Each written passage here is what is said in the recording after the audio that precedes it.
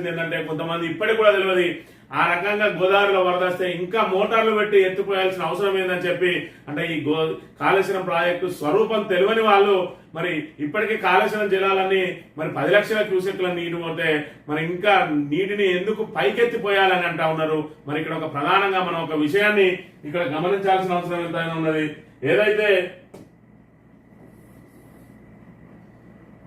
ఇక్కడ గోదావరి నదిని చూసుకున్నట్టయితే మరి ముందుగా ప్రాణహిత కలిసిన తర్వాత మరి ఇక్కడ మేడిగడ్డ దగ్గర పరిస్థితి ఏ విధంగా ఉన్నదంటే 10 లక్షల క్యూసెక్ల వరద గోదావరి కలకలలాడుతా ఉన్నది. ఇక్కడ ప్రాణహిత కలిసిన తర్వాత నిన్నటి రోజున ఏదైతే మరి ఇక్కడ బీఆర్ఎస్ బృందం ఎమ్మెల్యేలు ఎమ్మెల్సీల బృందం పర్యటించిన సందర్భంగా నిన్న తీసిన ఇది ఏరియల్ వ్యూ. దీనికి సంబంధించి గోదావరి కలకలలాడుతున్న దృశ్యాలను మనం ఇక్కడ చూడవచ్చు. ఇది ప్రాణహిత కలిసిన తర్వాత మేడిగడ్డ వద్ద కాళేశ్వరం నుంచి మేడిగడ్డ వద్ద ఉన్న దృశ్యాలు. ఇక్కడ 10 లక్షల క్యూసెక్ల నీరు సుమారు కిందికి వెళ్తున్న అంశాన్ని మనం ఇక్కడ ప్రధానంగా గమనించవచ్చు. నిన్న రోజున వీళ్ళందరూ పరిశీలిస్తున్న దృశ్యాలను కూడా మనం ఇక్కడ చూడవచ్చు. ఇదే గోదావరిలో మరి ఇక్కడ అన్నారం సుందిల బ్యారేజ్ ముందుకు కనుక వెళ్లి చూసుకున్నట్లయితే అక్కడ పరిస్థితులు ఏ విధంగా ఉన్నాయనంటే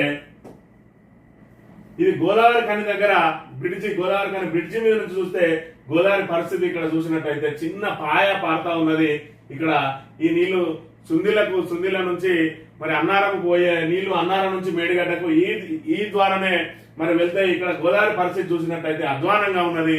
నీరు ఏదైతే మరి కాళేశ్వరం ప్రాజెక్టు మేడిగడ్డ ప్రాజెక్టు కుంగిపోయింది. మరి కుంగిపోయిన తర్వాత మరి దాన్ని పునరుద్ధరించకుండా నీటిని ఏదైతే వదిలేస్తా ఉన్నారో వాటిని నీటిని ఎత్తిపోయే మూలంగా వేసవి కాలంలో సైతం కలకలలాడిన ఈ గోదావరి కాని బ్రిడ్జ్ వద్ద ఉన్న ఈ యొక్క దృశ్యాలను మరి ఈరోజు చూసుకున్నట్టయితే వర్షాకాలంలో కూడా ఇక్కడ ఇసుక తేలి మరి కనబడుతున్న దృశ్యాలను చూడవచ్చు. అందుకే ఇక్కడ కేటీఆర్ పదే చెప్తా ఉన్నది ఏంటంటే ప్రాణహిత నది ద్వారానే ఇప్పుడు వరద ప్రవాహం ఉన్నది. గోదావరిలో సరిపడా నీళ్లు లేవు. పైన ఏదైతే గోదావరి మీద మరి వాళ్ళు నీటిని రిజర్వాయర్లు కట్టుకున్నారో ఆ బాబ్లీ ల్యాండ్ ప్రాజెక్టు అవన్నిటిని కూడా నింపుకొని మనకు వదిలేటప్పటికి ఆల్రెడీ వరదలు పూర్తయిపోతాయి. మనకు నీళ్లు వచ్చే అవకాశం లేదు. కాబట్టి ఖచ్చితంగా మరి వీటన్నిటిని నింపేయాలని చెప్తా ఉన్నారు.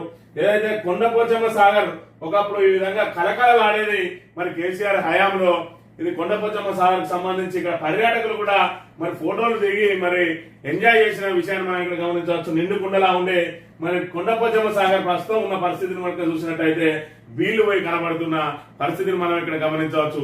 వీటన్నింటినీ కనుక ఇప్పుడు నింపి పెట్టుకోకపోతే ప్రాణహిత నీటిని అలాగే మరి సముద్రంలోకి వదిలేసి ఈ రోజు రిజర్వాయర్లను కనుక ఎండబెట్టుకున్నట్టయితే మొన్నటి రబీ పరిస్థితులే మళ్ళీ ఖరీఫ్ లో కూడా రైతులకు ఎదురయ్యే అవకాశం ఉన్నది. అదేవిధంగా తాగునీటికి మరి ఇక్కడ ఏదైతే సమ్మర్ లో మరి ఎండాకాలంలో ఏ విధంగా అయితే కటకటలాడినే తాగునీటి కోసం ఇబ్బందులు పడరో మళ్ళీ ఇప్పుడు శీతాకాలంలో కూడా అదే పరిస్థితులు ఎదురయ్యే అవకాశం ఉన్నది. శీతాకాలం తర్వాత వచ్చే ఎండాకాలంలో అయితే మరింత దుర్భర పరిస్థితులు వచ్చే అవకాశం ఉన్నది. కాబట్టి ఖచ్చితంగా ఈ రిజర్వాయర్లు అన్నింటినీ కనుక నింపి పెట్టుకుంటేనే తాగునీటికి ఇబ్బందులు ఉన్నాయని చెప్తున్న అంశాన్ని ఇప్పటికి కూడా ప్రభుత్వం పెడచెవిన